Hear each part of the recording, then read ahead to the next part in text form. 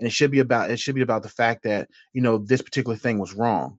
Now on but now the fact of the matter is this is happening to a lot of black men, to a lot of black people. And to me there should be a zero tolerance for it. And for me, when you listen to a lot of people who are talking about it, the things they don't say is, how would you feel if it happened to you? When people try to sit here and justify, oh, he moved, he did this, he did that. If this was your father, if this was your brother, your son, your nephew, how would you feel? Because see, everything's different when you're parked in someone else's driveway. Because if they have no particular care for the people that are being slain, it's going to be very difficult for them to be sympathetic, for them to be optimistic. And I really believe there's a lot of money to be made when you're sitting on a channel, just keep talking about the issues. If you're someone who looks like me or looks like someone else, do you really want to ask the person, how do you feel if this was you and you're another ethnicity? Because that changed the whole conversation. That now puts it into the fact, oh my God, I never thought about my uncle being slain. I never thought about that, because for you, it's not a reality. For us, it is. And it shouldn't be about black or white. It should be about a life. It should be about a life mattering. But the lives aren't mattering because it keeps on happening. And it keeps on happening. And when we pray on them is a film that bears the question is that if you did this to someone else and there was a chance it would happen to you within 24 hours, would you still do it?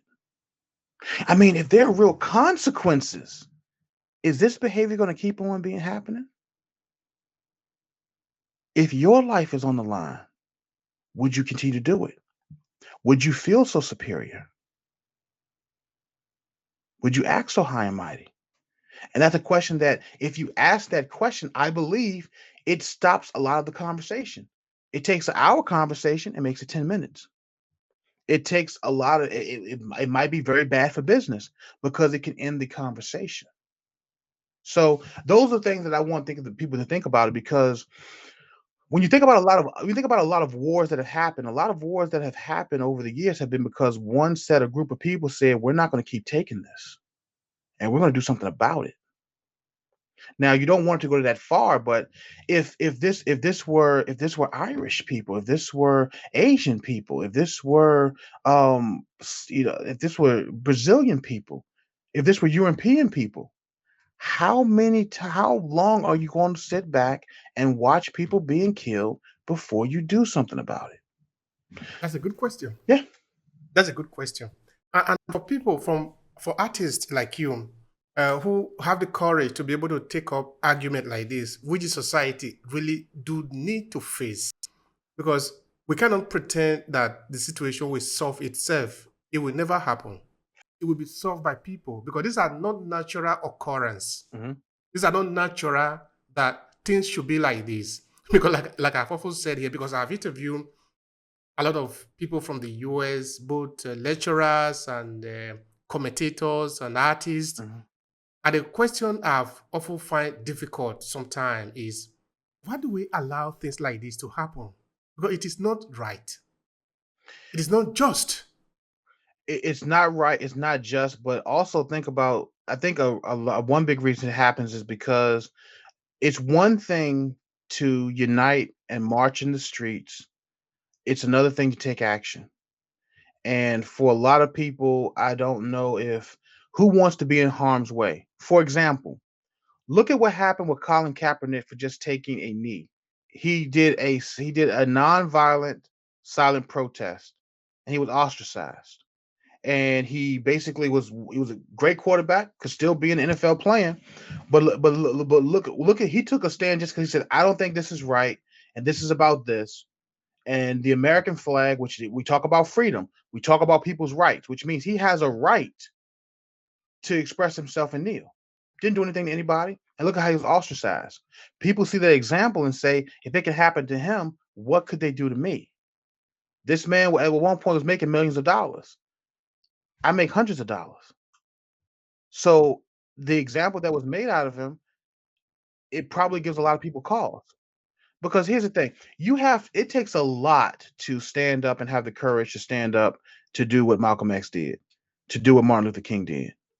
If you look at the bus boycott in Montgomery, Alabama, back when Dr. King was alive, and It took a lot for those people to get up for all those days and walk to work, the dedication.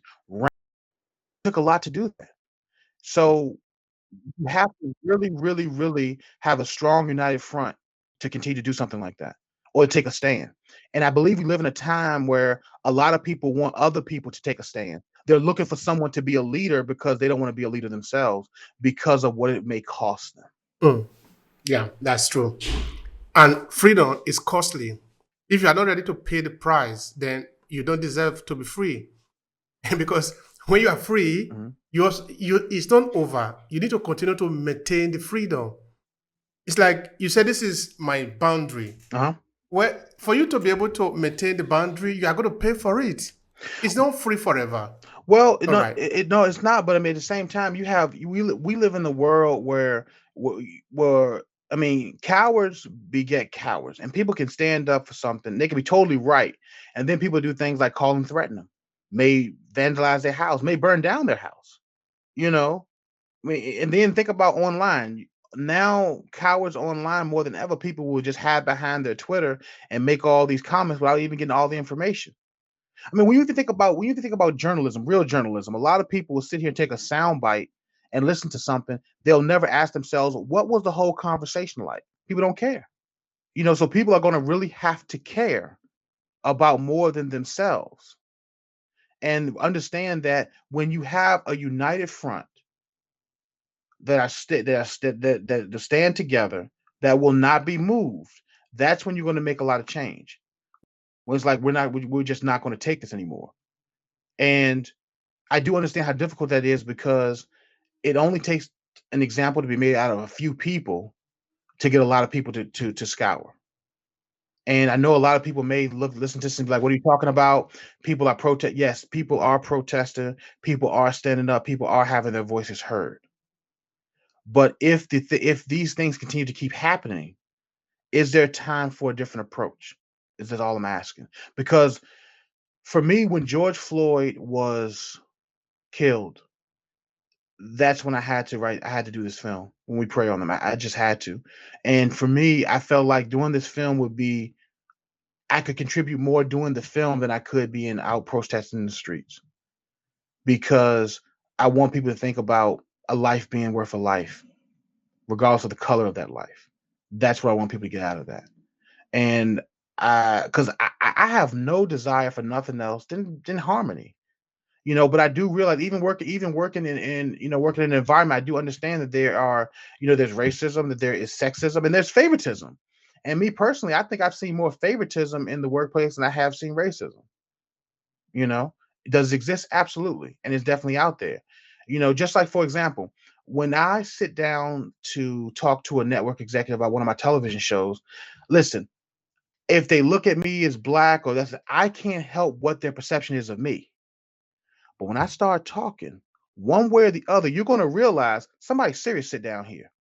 Whether you like me, dislike me, you're going to realize that I have something to say. I've done my research and I can do the job. Whatever you do is out of my hands, but it's my job to come in ready. It's my job to have the passion. It's my job to have done the research. And that's all that I can control. That's powerful.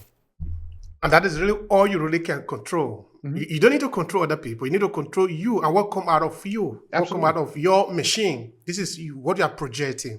I like that. I like that. Absolutely. And then for a lot of creators who want to do this, I take this craft very, very seriously. All right. And I want your best.